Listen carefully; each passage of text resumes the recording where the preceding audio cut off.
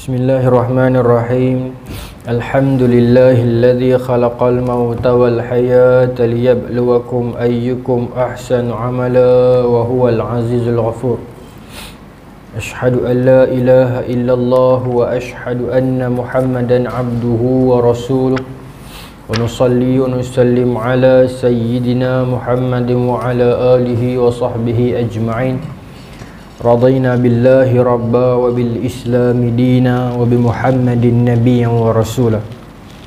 Tuan-tuan, puan-puan muslimin muslimat yang dirahmati Allah, Assalamualaikum warahmatullahi wabarakatuh. InsyaAllah tuan-tuan, malam ni kita menyambung lagi kita punya pengajian kitab Qisasul Anbiya karangan Al-Imam Ibn Kathir.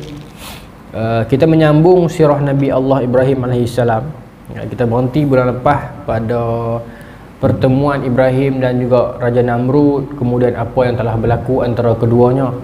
Kemudian berlaku beberapa plot dalam ni dibawa oleh Al-Imam Ibn Kathir, macam yang secara ringkas Imam Ibn Kathir bawa. Nabi Ibrahim lepas tu pergi ke Mesir.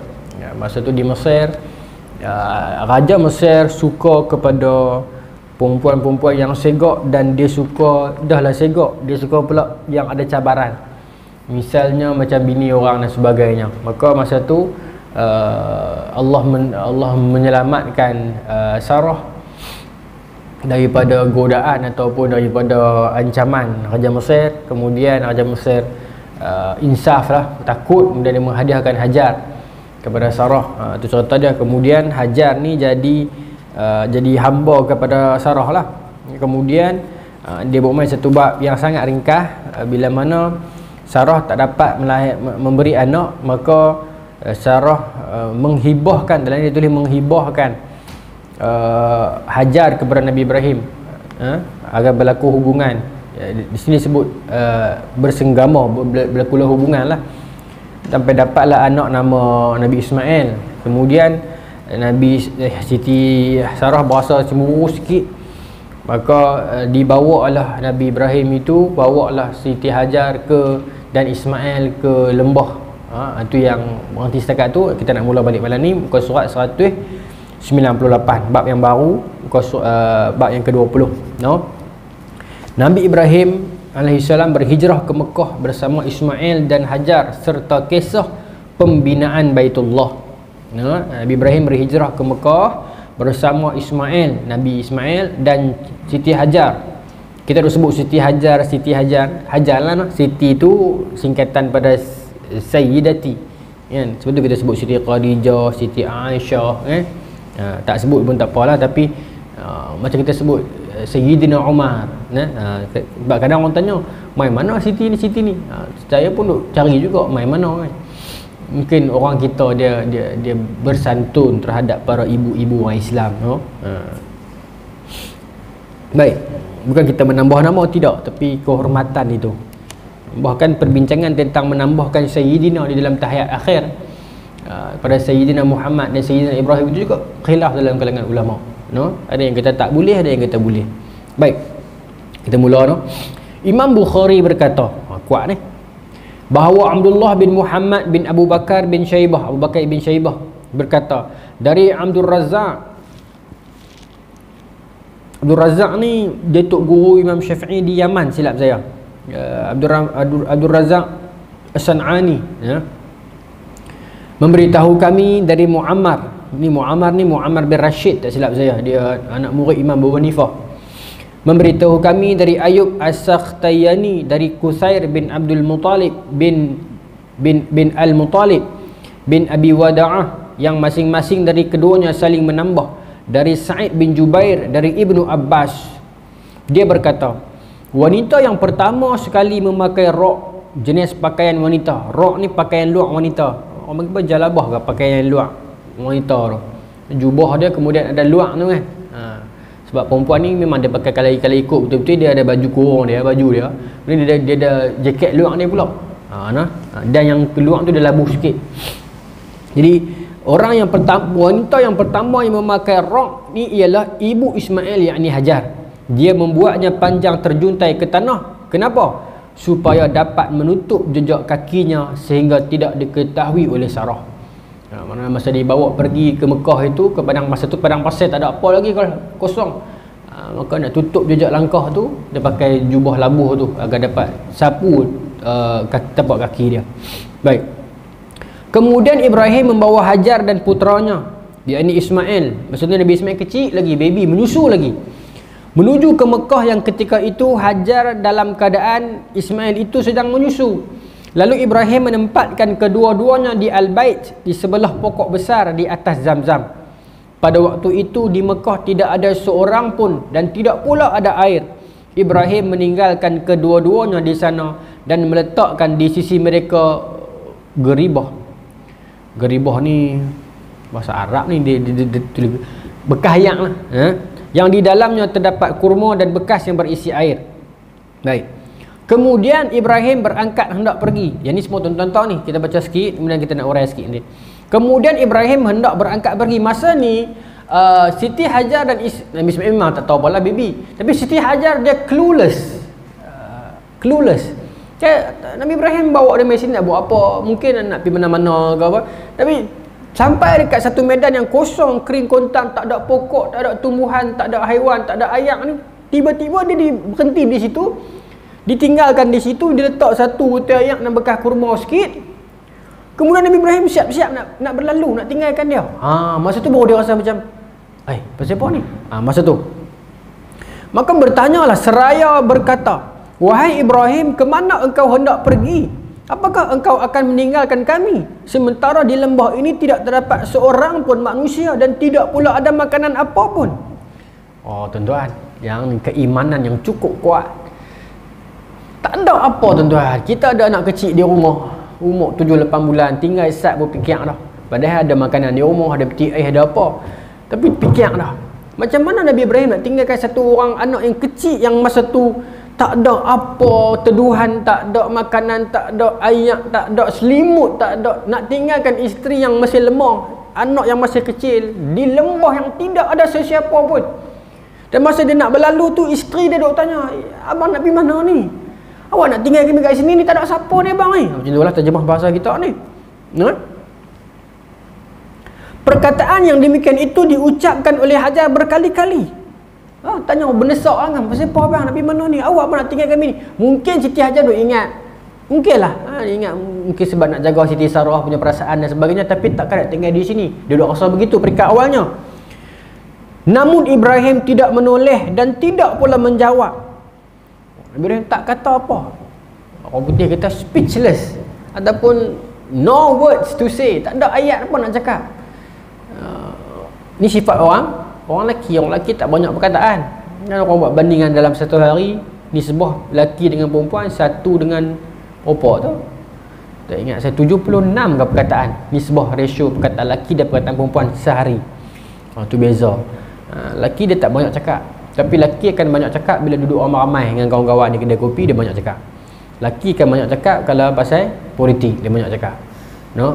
Perempuan dia sentiasa banyak cakap bidang apa pun, terutamanya kalau misteri, kalau ada orang perempuan yang kena bunuh terseksa macam Tomo apa Thailand tu, orang dia pun banyak cakap. Gosip-gosip dia pun banyak cakap. Tapi lelaki dia yang tu dia tak hirau sangat. Tapi kalau politik, bola sepak, padang hujan, tarik pakai penyodok, dia akan banyak cakap samalah siapa pun. Tentang beristeri dua, poligami ni lelaki banyak cakap tak tahu, saya dengan kawan-kawan tak banyak cakap sangat. Maksudnya mungkin ikut peringkat umur. Saya nak generalize pun tak boleh. Saya, kawan-kawan saya sekarang 30-an. Dalam 30-an punya kawan-kawan ni, kami tak sembang pasal isteri dua apa semua. Sembang pasal apa tuan-tuan? Pasal kereta kan, pasal apa lagi pasal mula duk rasa sakit-sakit. 30-an dia baru duk main sikit-sikit kan, sakit kepala, sat-sat, lagi main bola tak larat dah, pancit. Lalu itulah sembang itulah harian kami. Mungkin orang yang 40-an, tuan-tuan mungkin ada perbincangan tuan-tuan, adalah larah bahasa sembang pasal anak-anak mungkin 50-an mungkin kembali sembang pasal sakit, 60-an mungkin sembang pasal ialah pelancangan selepas pencin dan sebagainya. Jadi kita apa pun kita tak boleh generalize orang. Mungkin saya faham setakat 30-an, saya tak boleh kata kat orang lelaki semua macam tu. Tuan-tuan ada larah tuan-tuan. Begitu juga para wanita pun. Baik. Maka tapi Nabi Ibrahim tak cakap. Tak cakap. Okey. Sehingga akan didesak berkali-kali kan. Okey. Yang akhirnya Siti Hajar berkata kepadanya, apakah Allah ni ayat Quran ni? Allah amaraka hadha ni ayat Quran. Adakah Allah yang menyuruh abang untuk melakukan semua ni? Abang ni saya tambahlah. Adakah Allah yang suruh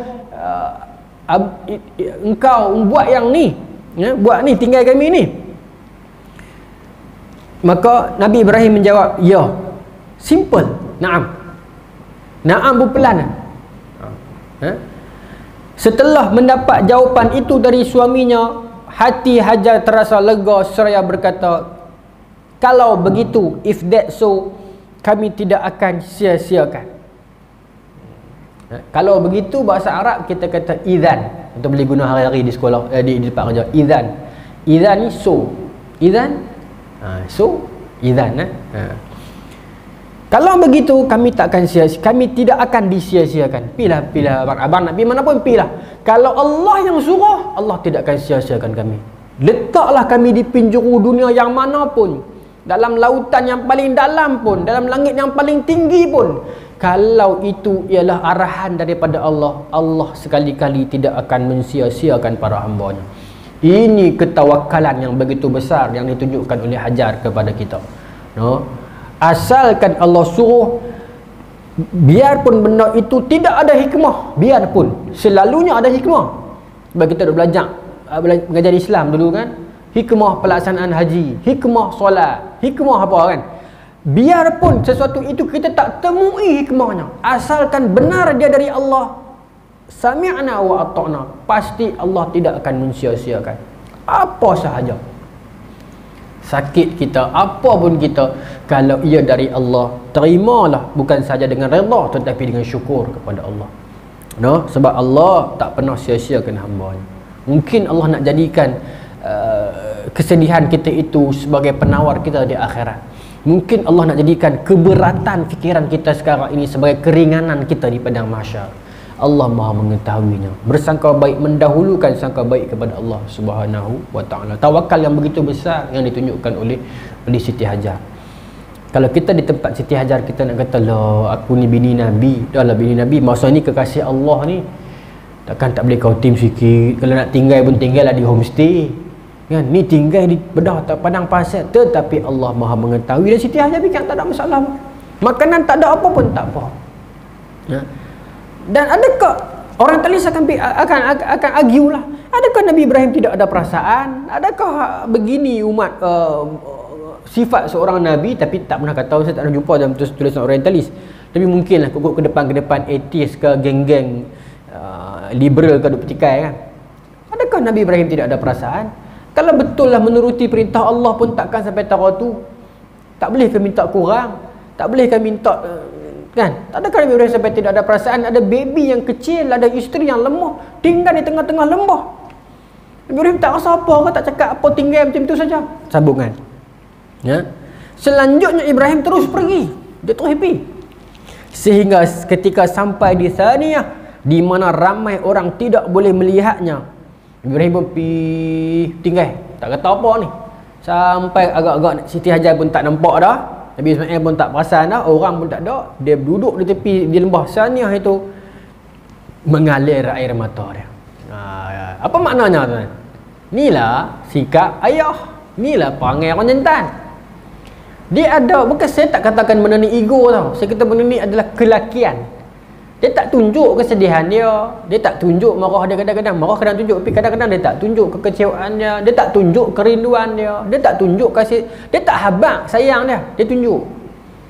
Marah dia, sedih dia tak tunjuk. Tapi bila seorang-seorang dia akan mengalirkan air mata. Nabi Ibrahim pun sampai ke satu lembah Thaniyah, di tempat yang tak ada orang tu, maka dia menghadapkan wajahnya ke Al-Bait, kawasan tadi tu. Maka dia berdoa dengan doa-doa berikut dalam Quran surah Ibrahim ayat 37. Ya Tuhan kami, sesungguhnya aku telah menempatkan sebahagian keturunanku di lembah yang tidak mempunyai tanam-tanaman di dekat dengan rumah Engkau yang dihormati. Ya Tuhan kami, agar mereka mendirikan solat, maka jadikanlah hati sebahagian mereka cenderung ke hati sebahagian manusia cenderung kepada mereka, dan beri rezekilah mereka dari buah-buahan, mudah-mudahan mereka bersyukur. Ingat kepada anak isteri ni. Cuma kadang tak tunjuk. Bini kata, abang jomlah kita pergi KL. Nah, kita duit tak ada, senyap tak kata apa. Sengap-sengap kita pergi mesej kawan, tanya ada duit lebih tak bulan ni ke, ada kerja kosong apa, dah nak buat part time ke apa ke. Ada dia, kita akan retiap juga nak sempurnakan hasrat isteri dan anak tu. Tapi bila tanya depan-depan, dia tak munyuk apa. Sifat orang lelaki. Kadang dia marah pun dia sengap. Jarang jumpa orang lelaki marah dia beletiak. Jumpa tak? Ayah dia marah dia beletiak. Ayah ni penat tau kerja tau, sana malam macam tu hampa ni. Ada tak ayah macam tu? Tak jumpa lagi lah. Ayah ni balik kerja, nak rehat saya, hampa ni dengan kerja sekolah tak siap, dengan perasaan teruk letih lah ayah ni. Bangun pagi sekat baju hampa lagi, nak masuk ke hampa lagi. Tak jumpa lagi ayah macam tu. Dia sengap tu di mana dia marah, ataupun kadang anak-anak dia berjaya pun dia sengap, dia tak kata apa. Sengap-sengap lagi dia keluar pergi mana-mana, dia bawa balik handset satu bagi kat anak hadiah. Lagu tu. Sejalan anak nak puji dia lebih-lebih pun sayang ayah, dia tak mau dengar dah, sudah pipi, dia tak mau, dia ada ego dia kan. Nabi Ibrahim juga begitulah. Tak mau tunjuk sangat. Bukan kata lemah, bukan kata jahat, benda tak, tapi kelakian itu begitu. Tuan-tuan, Rasulullah SAW ada isteri, baginda ada beberapa orang isteri. Ramai 9 orang. Antara isteri Nabi ni, saya nak cerita pasal yang sengap ni. Satu ketika Rasulullah ada giliran malam. Setiap isteri Nabi dapat seorang satu malam, kecuali Siti Aisyah 2 malam, sebab malam dia itu satu dihibahkan oleh Saudah. Tapi bila Rasulullah duduk dekat rumah Aisyah, giliran Rasulullah dekat Aisyah, sahabat-sahabat suka pergi hantar makan, suka pergi hantar hadiah di rumah Aisyah ni. Di makam Rasulullah sekarang tu lah. Suka. Tapi bila Rasulullah di malam isteri yang lain kurang ataupun hampir tak ada, maka benda tu berlalu begitu. Dan Nabi pun tak kata bahawa sahabat nak bagi hadiah, nak main tak makan semua tu kan.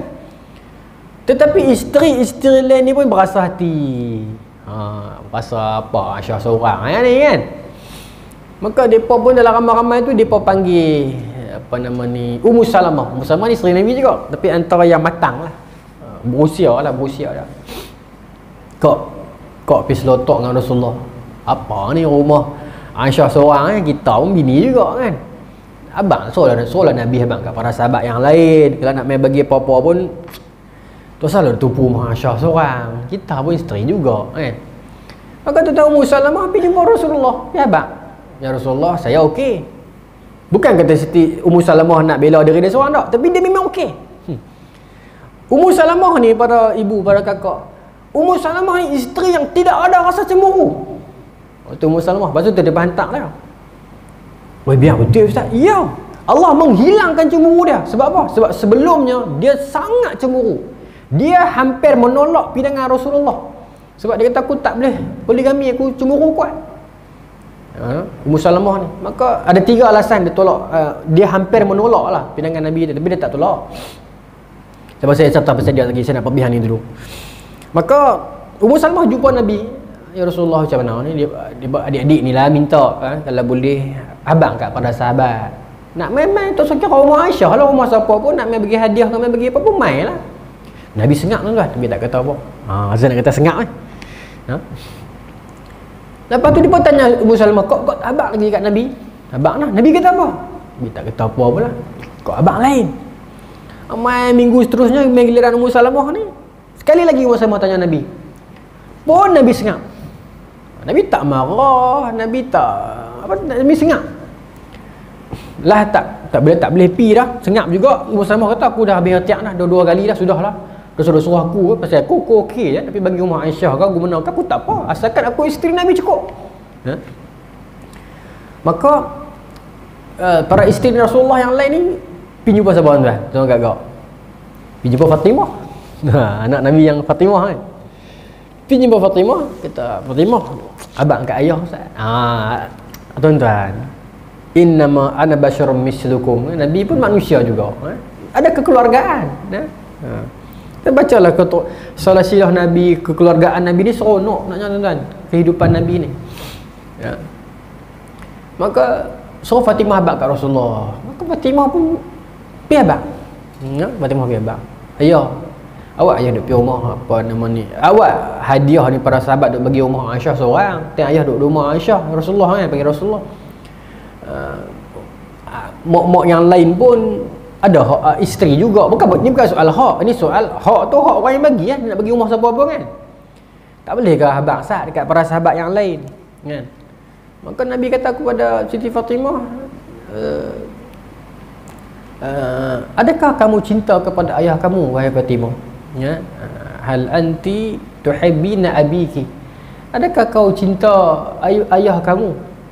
Aku ni adakah hang cinta kat aku? Maka kata Fatimah, wallahi demi Allah saya cinta kat ayah. Kalau hang cinta kat aku, hang kena cinta yang orang yang aku cinta. Aku cinta Aisyah. Bukan berarti Nabi tak cinta dekat isteri yang lain. Rupanya dalam hadis tu Nabi sambung, kenapa Nabi kerap, kenapa sahabat pergi bagi banyak hadiah bila Nabi kat rumah Aisyah? Sebab bila Nabi dekat rumah Aisyah, Nabi lain macam, Nabi happy. Satu. Yang kedua, kenapa Nabi happy? Bukan kerana Aisyah itu adalah Aisyah. Yalah, Nabi cinta dia, itu adalah hadis yang sahih. Tetapi rupanya kata Nabi dalam hadis tersebut, Jibril akan datang di kamar Aisyah. Di kamar yang lain, di bilik yang lain, di rumah yang lain, Jibril tak mai. Tapi bila aku di kamar Aisyah, Jibril mai wahyu. So Nabi cinta momen itu. Maksudnya bukan tentang nafsu, bukan tentang perasaan semata, tetapi tentang tanggungjawab dakwah sebagai Rasulullah, sebagai Rasulullah SAW. No, itu Nabi SAW. No, sebab nak tak sengak tadi tu, pasal apa Nabi sengak? Pasal Nabi nak jaga hati isteri yang lain. Cuba Nabi kata kat isteri lain, dah pasal apa hangpa dah marah apa, aku cinta Aisyah. Mungkin terguris hati isteri yang lain. Maka Nabi jaga. Nabi untuk anak sendiri, Nabi habaq lah perkara sebenar. Dan Nabi cerita pula bukan pasal Aisyah tu adalah Aisyah. Ialah Aisyah aku sayang dan cinta dia, tapi pasal Jibril pun turun di kamar dia. Kerap turun di kamar dia. Jadi aku sempat dengan Jibril di sana. Itu yang Nabi happy. Oh, tuan-tuan seronok. Pasal isteri Nabi seronok. Ummu Salamah ni, nama dia Hindun. Suami dia nama Abu Salamah lah, lebih terkenal Abu Salamah lah, sahabat Nabi. Meninggal dunia. Bila meninggal dunia ni dia sedih, tapi Nabi nak jaga dia. Maka Nabi kata, Nabi pergi ziarah dia, Nabi kata doalah kepada Allah agar hang mendapat ganjaran ataupun kelebihan daripada ujian ini. Kalau hang bersabar, dia pun doa. Dan Nabi kata hang doalah agar Allah menggantikan hang dengan orang yang lebih baik. Lepas ni dia tak mau. Dia tak mau. Dia tak ada, ya Rasulullah, tak ada lebih baik daripada suami aku ni. Ni cinta mati ni. Abu Salamah ni pun baik. Nabi kata tak apa, doa saja. Dia doa juga pasal perintah Nabi kena buat. Lepas dia doa, habis edah dia, rupanya Nabi main minang dia. Bila Nabi minang dia tak kata, ya Rasulullah, yang pertama saya tua. Nampak? Nabi bukan bincari nak darah, tidak. Siti Aisyah seorang je. Abu Salamah ni tua, bukanlah tua sangat, tapi bayar-bayar Nabi dah masa tu. Saya ni tua, yang pertama. Yang kedua, saya ni cemburu kuat. Yang ketiga, anak-anak saya ramai. Maka Nabi kata, kalau tua aku pun tua. Kalau cemburu tu aku akan doakan kepada Allah. Allah akan hilangkan cemburu. Dan yang ketiga, anak adalah anak aku juga. Maka dia kahwin dengan Nabi dan dia menjadi wanita yang sangat matang, yang sangat bijaksana, dan dia meriwayatkan banyak hadis juga daripada Nabi tu. Tuan-tuan raja dengar kan, Ummu Salamah kan? Dia antara isteri Nabi yang banyak riwayat hadis. Dia bukan dalam kalangan mukatsirin, al-mukatsirun nabil hadis. Dia bukan dalam golongan yang paling banyak. Sebab golongan yang paling banyak ni dia Aisyah, Anas bin Malik, Ali, Abu Hurairah tentunya, ni yang paling banyak. Tapi Ummu Salamah dalam 38 hadis kot. Antara isteri Nabi yang meriwayatkan hadis, Ummu Salamah. Jadi dia bijak. Dia matang, dia cool. Ummu Salamah ni. Isteri Nabi. Seronok tu kan. Macam Hafsah Sayyidina Umar, anak Sayyidina Umar kan. Hafsah tu apa nama ni, suami dia meninggal. Saya saya contoh sikit bagi kita dapat gambaran sikit. Suami dia meninggal. Bila suami dia meninggal, Sayyidina Umar ni, itu perangai orang Islam dulu tau. Dia pun tak boleh biar lama-lama dalam keadaan seorang-seorang. Biar dah cukup umur, jangan duduk seorang-seorang. Seeloknya dia berada dalam posisi dia berkahwin. Zaman dululah, zaman para sahabat, para tabi'in ni memang dia pun macam tu. Dia bukan tentang hati dan perasaan, dia tentang kedudukan orang yang berkahwin ni lain. daripada kedudukan orang bujang. Mereka faham begitu. Sebab tu Umar bila anak dia Hafsah, suami Hafsah tu meninggal, Umar terus pergi jumpa Sayyidina Abu Bakar. Wahai Sayyidina Abu Bakar, nikahlah dengan anak aku Hafsah ni. Sayyidina Abu Bakar tak kata apa, sengap juga ni. Saya teringat Ibrahim sengap ni, tu yang saya bawa perbincangan ni kepada sengap-sengap ni kan. Sayyidina Abu Bakar pun sengap, tak kata apa. Ya pun tidak, tidak pun tidak. Hafsah ni dia berisi sikit tuan-tuan. Dia berisi sikit. Aisyah tinggi.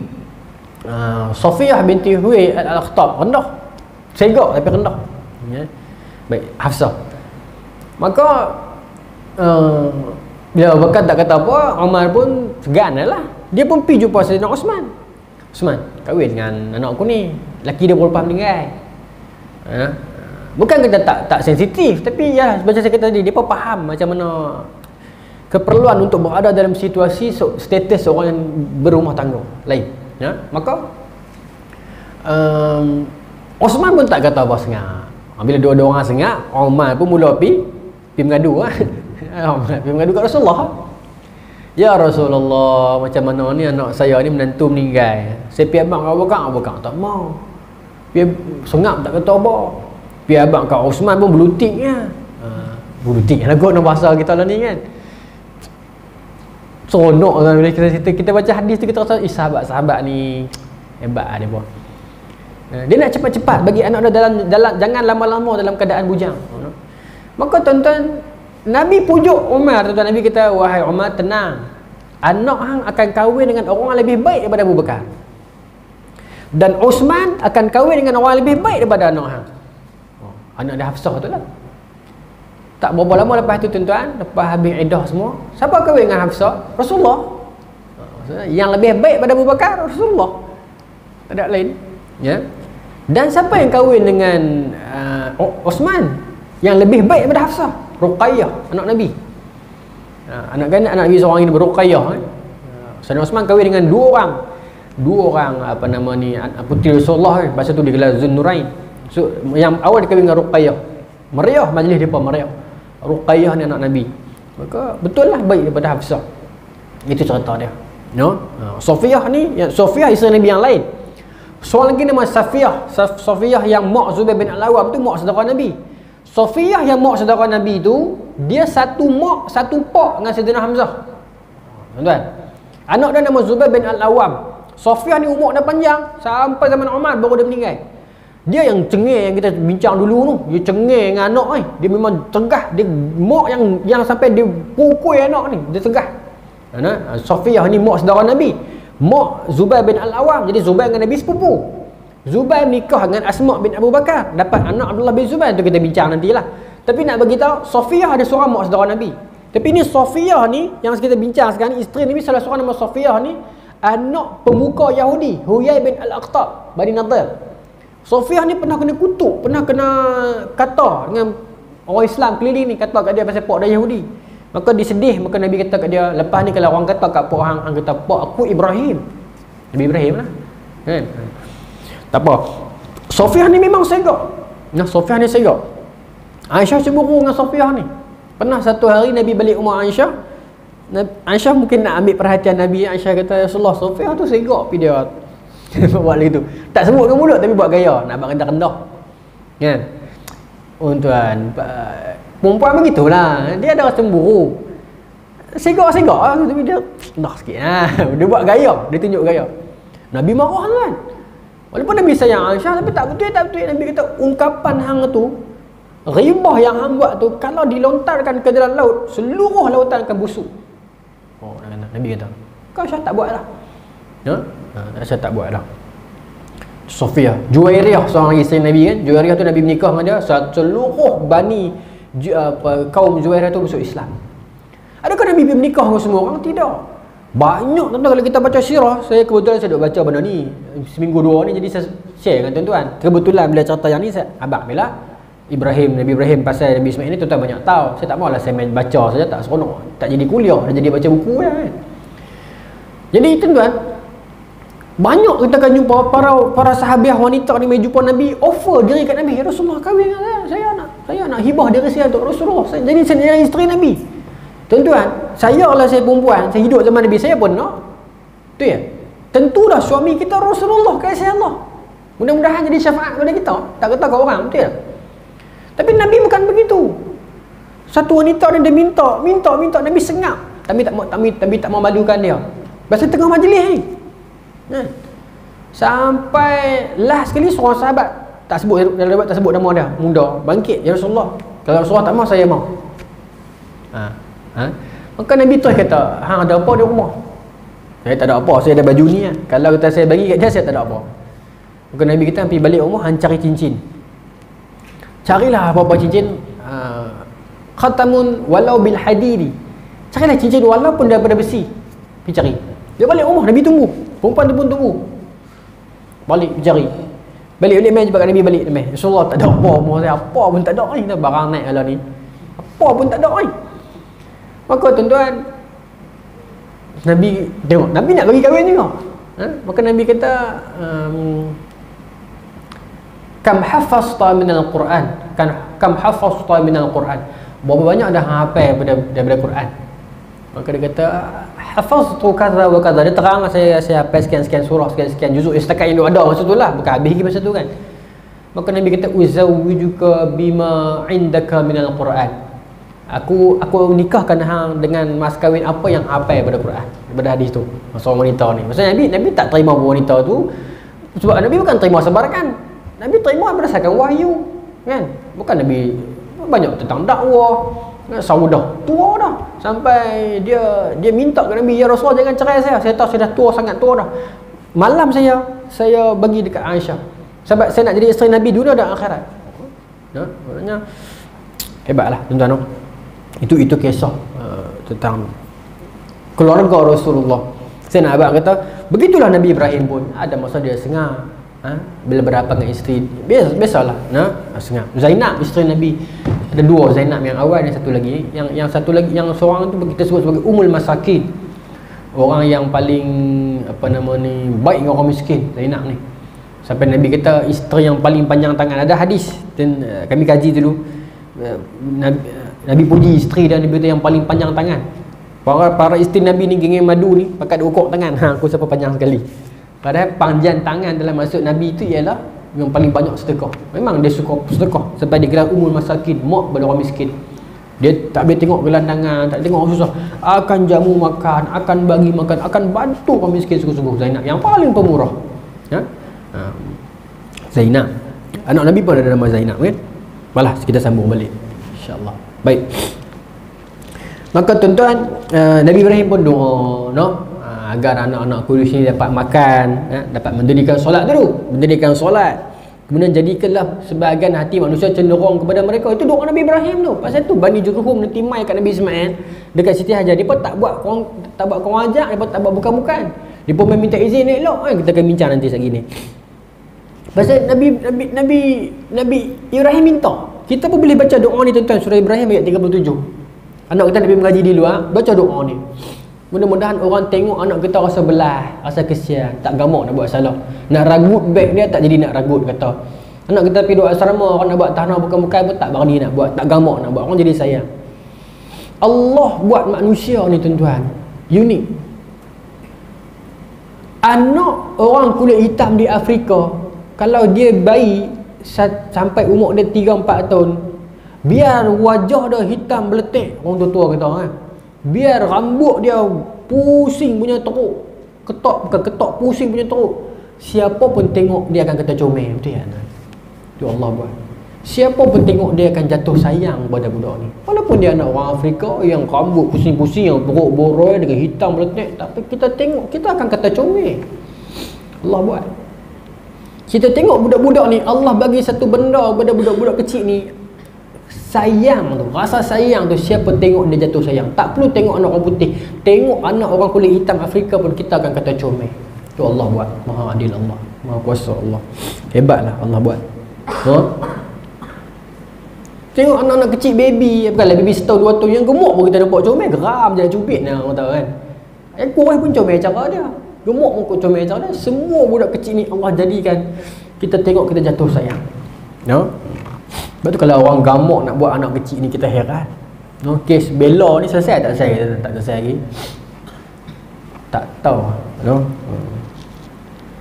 Tapi dia bukan budak kecil, tapi dia apa kelainan upaya pun orang gamak buat, tak tahulah. Tapi itulah, kalau ikut betul-betul kes mahkamah kita tak boleh bicarakan di luar. Cuma kita doakan keadilan tertegak lah. Siapa pun, apa pun keadilan itu. Baik. Maka lepas minta agar anak dia semayang, minta agar orang kesian ke anak cucu dia, dan dia minta agar dapat rezeki. 3 tu. Kita pun begitulah, anak kita mudah-mudahan yang pertama dia semayang dulu. Kemudian yang kedua, orang jadi kesian kat dia, nak buat apa-apa jadi tak gamak buat. Dan yang ketiga, dimurahkan rezeki. Baik. Baik, sambung. Maka Nabi Ibrahim pun berlalu dah. Meanwhile, apa jadi kat Siti Hajar? Apa jadi kat Siti Hajar di Mekah tu? Sementara itu, meanwhile, ibu Ismail, yakni Hajar, masih menyusu anaknya Ismail. Hajar minum dari air yang tersedia dalam bekas tu lah. Sehingga ketika air yang ada dalam bekas itu sudah habis, dia dan putranya terasa kehausan. Hajar melihat putranya dalam keadaan lemah, tidak sanggup melihat anaknya menangis kehausan. Dia berganjak bangkit, dia mendapatkan Safa, sebuah bukit yang paling dekat dengannya.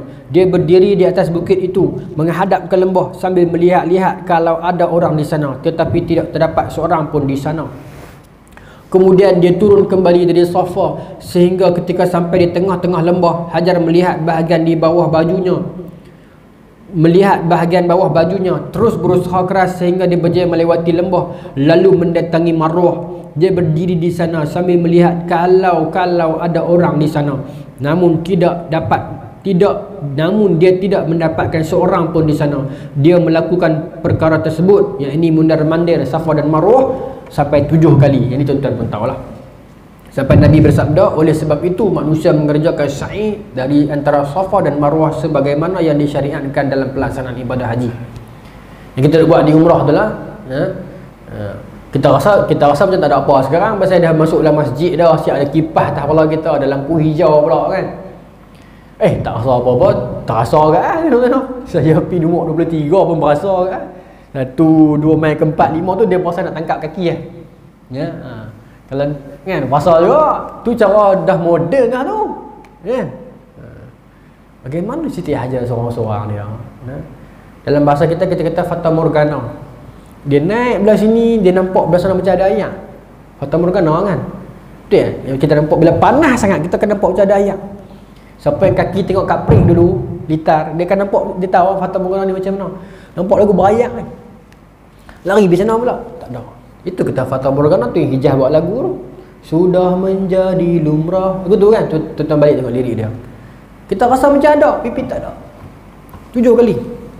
Tapi yang berlari-lari anak tu, seingat saya dalam hadis, dalam perbincangan ulama dalam hadis ni, berlari-lari anak tu dia bukan sebab tu saja.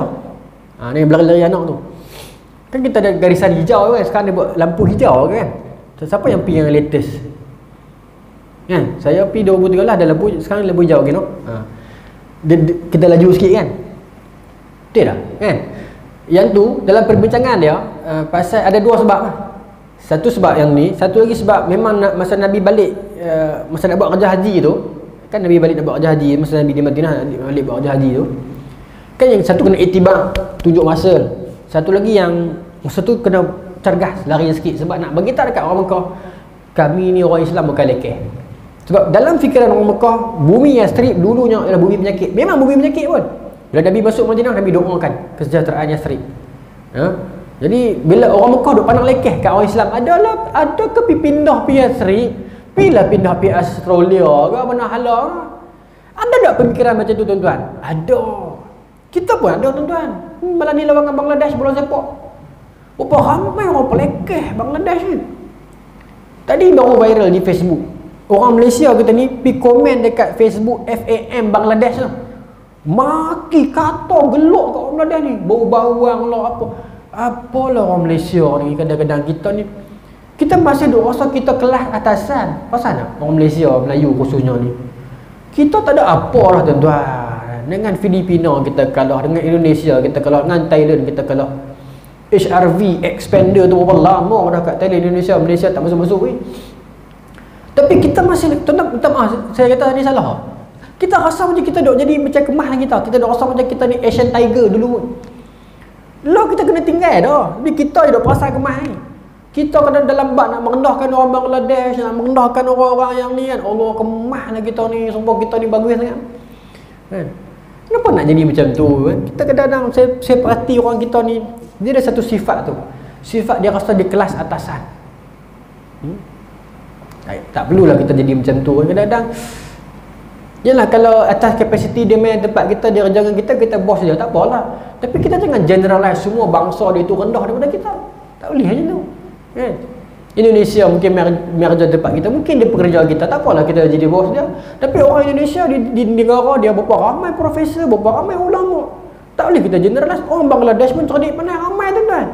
Saya mengaji di UAE ni berapa ramai orang masters di ambil PhD di UAE di Bangladesh, pakar dalam agama, pakar dalam multimedia, engineering.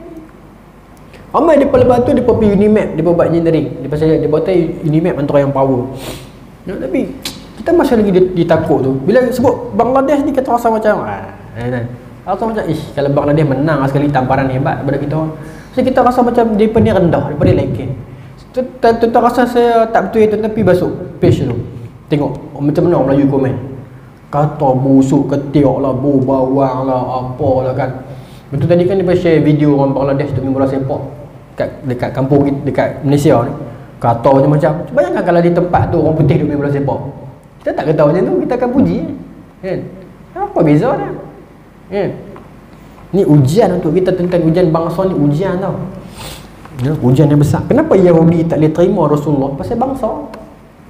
Pasal dia pun harap Rasul akhir zaman naik dalam kalangan Bani Israel, tiba-tiba naik arah. Dia pun tak boleh terima kan. Katalah ni Imam Mahdi arah, tapi katalah naik ulama dunia atau Imam Mahdi esok bangsa yang rendah pada kita. Kita nak kata apa masa tu? Adakah kita nak rasa tak terima? No? Maksud kita jangan. No? Azan saya kena berhenti sat kan? Untuk pergi dalam azan kan? Kita buat azan dah? Oh, tepat. Sekarang telah masuk waktu Isyak. 12 minit 11 minit insyaAllah. Baik. Saya sambung terus. Jadi bangsa kita tak boleh kita kena ujian bangsa ni besar. Siapa tak sayang bangsa? Semua orang sayang bangsa.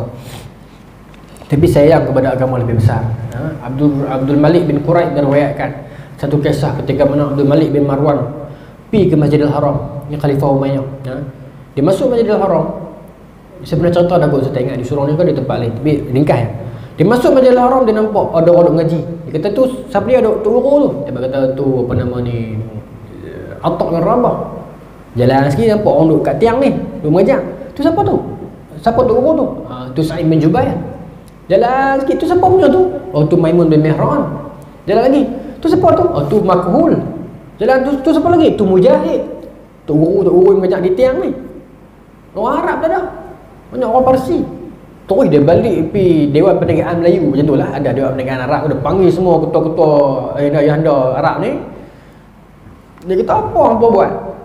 Dia duk mengajar di masjid tu, duk mengaji ilmu tu. Yang baik Tok Guru, baik anak murid, semua orang Parsi, semua orang bukan Arab. Apa orang Arab duk belagak kemah ya? Abdul Malik bin Marwan mati. Percayalah satu hari nanti dia akan tinggal kita. Tinggal betul kan?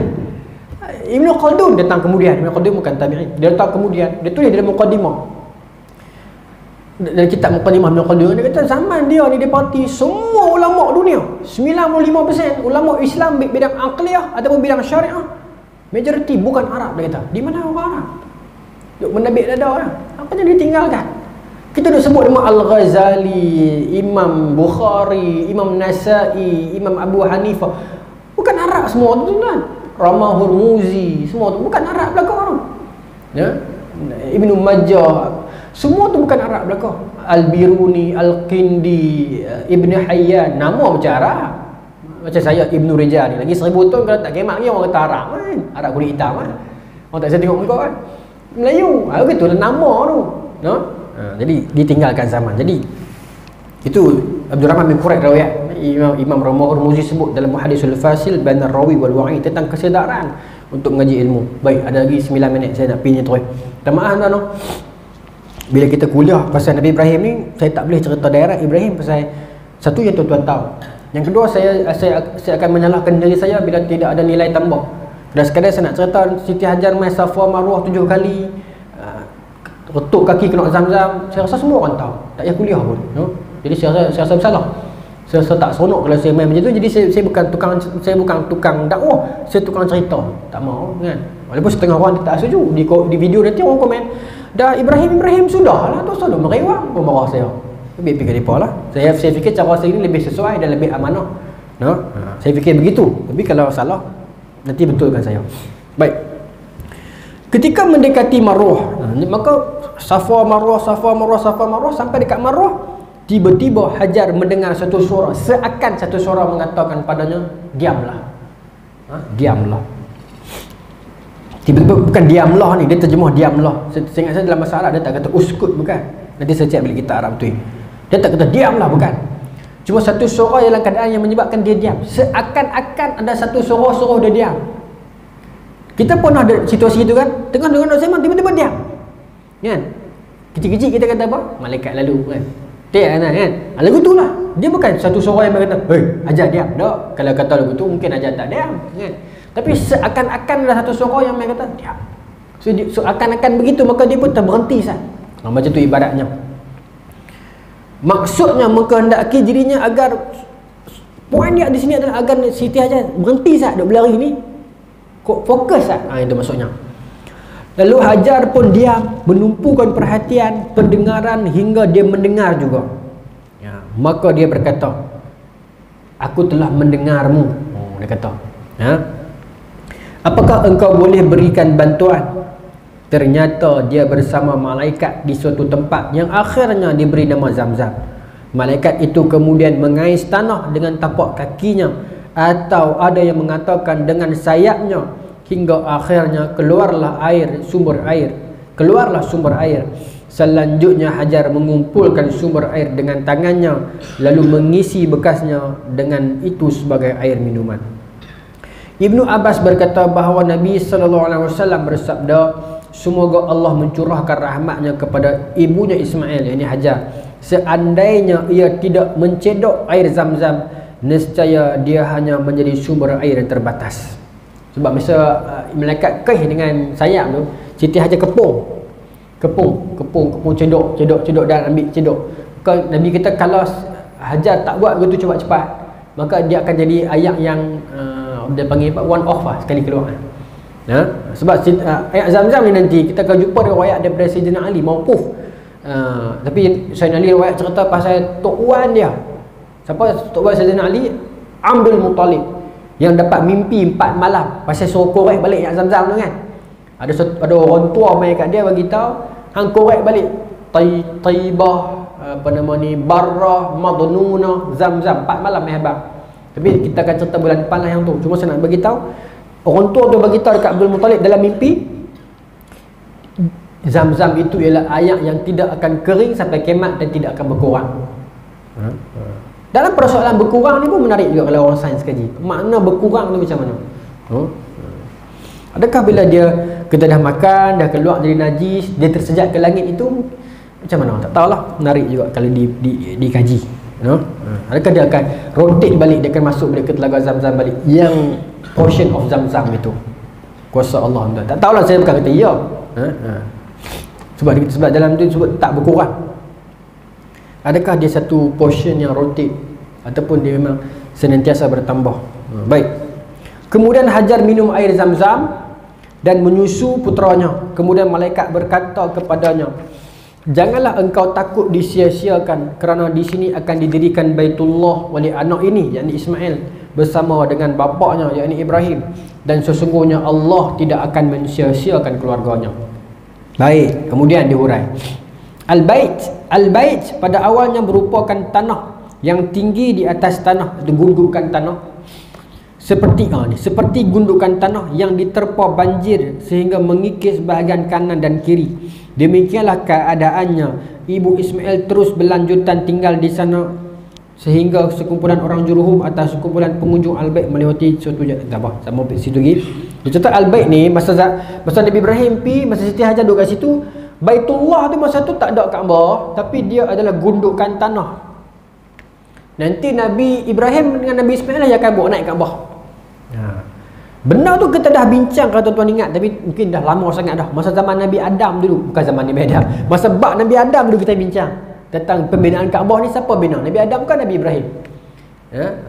Dan ada yang riwayat lebih dahsyat, dia kata dibina sebelum Nabi Adam lagi, kan?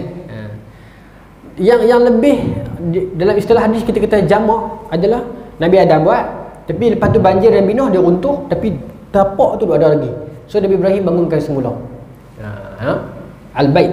Dia ada tapak gundukan tanah tu. Itulah tapak sekarang, tak berubah. Exact point Kaabah sekarang, tapi struktur dia berubah. Struktur Nabi Ibrahim buat dengan sekarang moden tak sama. Struktur Nabi Ibrahim buat adalah pintu depan belakang dan pintu sama atas lantai.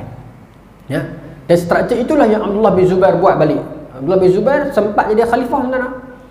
Saat masa selepas peristiwa Harrah tahun 70 ke Hijrah, dia tak mau bai'ah, bukan Malik bin Marwan, Yazid kan masa tu, sebelum tu sikit, Muawiyah bin Abi Sufyan, Yazid bin Muawiyah.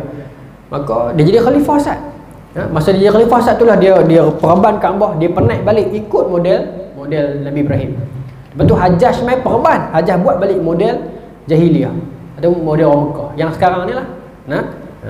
Nabi pun bila masa Fathu Mekah, Nabi beritahu kat Aisyah, model Kaabah orang Islam, model Nabi Ibrahim bukan macam ni, macam yang sahabat tadi itulah. Maka Siti Aisyah kata, tak mau perban ke? Kan? Kita buat macam Nabi Ibrahim buat. Maka Nabi kata, kalau bukan, ni hadis Sahih Bukhari, kalau bukan kerana mereka ni baru terima Islam, aku perban dah. Tapi sebab baru terima Islam, sekejap lagi dia petikai pula macam-macam kan, ubah macam-macam lagi, tak apalah. Lagipun dia tak salah pun, dia sebab dia sekadar model sahaja. Tapi berhala kena buat, tapi sekadar pintu semua tu tak apalah. Tapi Abdullah bin Zubair dia berpegang kepada kefahaman hadis. Nabi kata, kalau bukan kerana baru terima Islam, aku dah perban dah. Jadi maksudnya zaman dia dah lama terima Islam, jadi dia perban, dia buat baru. Dia buatlah ikut struktur Ibrahim balik, Nabi Ibrahim balik. Tapi tak apalah, kita tak payah tengkak yang tu. Yang duk dah sekarang pun Kaabah juga, sama yang. Cuma nak abang bentuk dia pintu depan belakang tu sajalah, dengan tapak pintu tu. 1.46. Baik, saya cuba habiskan perenggan ni. Baik.